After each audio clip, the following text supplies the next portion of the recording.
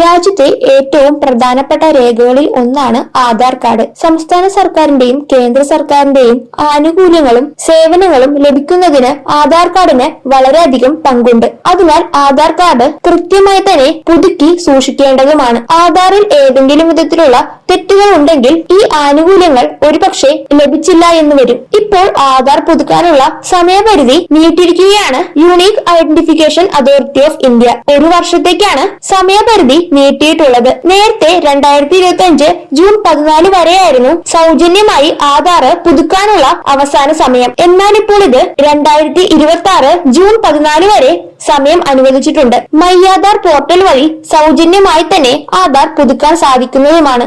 Mobile number, email, biometric, photo എന്നിവ പുതുക്കുന്നതിനായി my Aadhaar വഴി സാധിക്കില്ല. അതിന് ആധാർ എൻറോൾമെന്റ് സെന്റർ സന്ദർശിക്കേണ്ടതുണ്ട്. ഇവ ചെയ്യുന്നതിന് ബാധകമായ നിരക്കുകൾ ഈടാക്കുന്നതുമായിരിക്കും. ആധാർ എടുത്ത് ഓരോ 10 വർഷത്തിലും ആധാർ പുതുക്കേണ്ടത് അത്യാവശ്യമായിട്ടുള്ള ഒന്ന് തന്നെയാണ്. മൈ ആധാർ പോർട്ടൽ വഴി ഇവ സൗജന്യമായി തന്നെ ചെയ്യാൻ സാധിക്കുന്നതുമായിരിക്കും. മൈ ആധാർ വഴി ആധാർ പുതുക്കാനുള്ള അവസാന തീയതി 2025 ജൂൺ 14 വരെയായിരുന്നു. അതാണ് ഇപ്പോൾ 2026 ജൂൺ 14 വരെ ആക്കിയിട്ടുള്ളത്. കൂടാതെ 5 വയസ്സിലും 15 വയസ്സിലും ആധാർ ബയോമെട്രിക്സ് ചെയ്യേണ്ടതാണ്. 5 വയസ്സിലേത് 7 വയസ്സ് വരെ സൗജന്യമായി ചെയ്യാൻ സാധിക്കും. കൂടാതെ 15 വയസ്സിലുള്ളത് 17 വയസ്സ് വരെ ബയോമെട്രിക്സ് സൗജന്യമായി തന്നെ ചെയ്യാൻ സാധിക്കുന്നതുമാണ്. വിദ്യാർത്ഥികൾക്ക് പല ആനുകൂല്യങ്ങൾ ലഭിക്കുന്നതിനും ആധാർ കാർഡ് വളരെ പ്രധാനമായിട്ടുള്ള രേഖ തന്നെയാണ്. ബാങ്കിംഗ് സേവനങ്ങളും പെൻഷൻ കൂടാതെ സർക്കാർ സേവനങ്ങൾക്കും ആധാർ മുഖ്യമായ